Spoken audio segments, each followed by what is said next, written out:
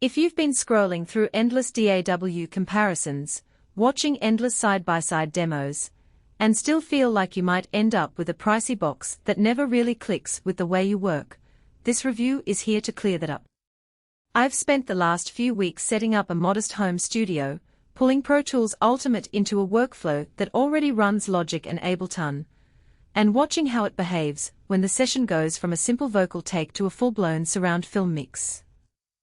Link is in the description if you want to check the product details on Amazon.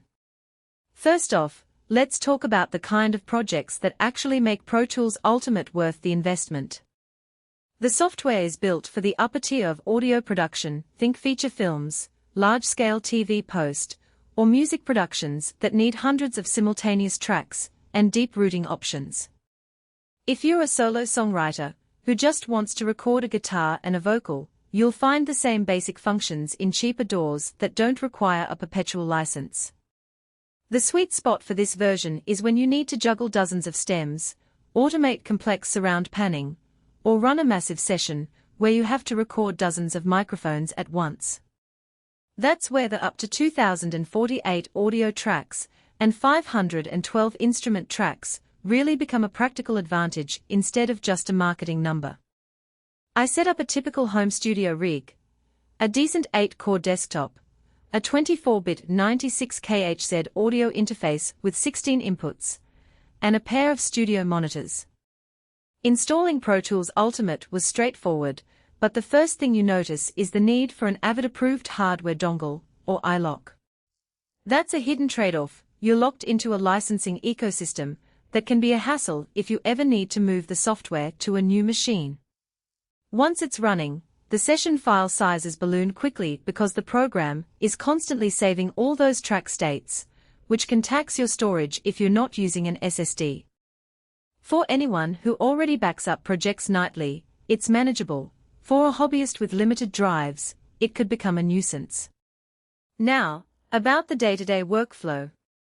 The over 120 virtual instruments and plugins are bundled through the Avid ecosystem, and they integrate cleanly with the mix console. In my test, loading a drum library and layering a synth pad while the video track played back in 5.1 surround was smoother than I expected from a box that's traditionally been seen as a studio-only tool. The real win is the ability to switch between stereo, surround, and immersive audio formats on the fly, a feature that many competitors only offer as add-ons. If you're scoring a short film or a game trailer and need to audition a piece in both 5.1 and an upcoming Dolby Atmos format, Pro Tools Ultimate lets you do that without bouncing between multiple DAWs. On the flip side, the software does demand a certain level of technical fluency. The advanced post-production tools, like the advanced automation lanes and clip gain editing, are incredibly powerful, but can feel overwhelming if you're still learning the basics of signal flow. I spent a good hour just figuring out how to route a sidechain from a low-frequency compressor to a separate monitor mix. That's a strength for seasoned engineers. You get granular control that can shave seconds off a mix revision, but a weakness for someone who just wants a record and export button. Also, because the box includes a perpetual license, there's no subscription model to fall back on. You're paying a hefty upfront price with the expectation that you'll be using it for years. If your budget is tight or you're unsure about committing to a particular ecosystem, that can feel risky. Who should walk away? If you're a freelance post-production specialist, a composer for visual media, or a studio owner who regularly handles sessions that exceed a few hundred tracks, the value proposition is clear. The ability to record up to 256 audio sources simultaneously means you can plug in a full drum kit, a choir, and a full band without needing to bounce tracks mid-session. Those scenarios translate directly into time saved and fewer technical headaches later on. Conversely, if you're a bedroom musician whose biggest project is an EP with 4 tracks, the same power ends up being overkill. You'll likely spend more time navigating Pro Tools' deep menus than actually making music, and you could get the same result from a $200 DAW with a much gentler learning curve. A practical strength that isn't always highlighted is the tight integration with Avid's video editing suite.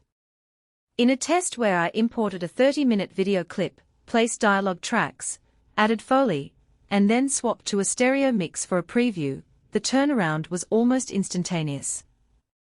The video timeline stayed in sync, and any changes to the audio reflected instantly in the video playback. That workflow eliminates the need for third-party video-to-audio sync tools that can introduce latency or version mismatch problems. If your work involves any kind of picture lock, that integration alone can justify the cost. The final piece of the puzzle is support and future-proofing. Avid has a long history of updating Pro Tools with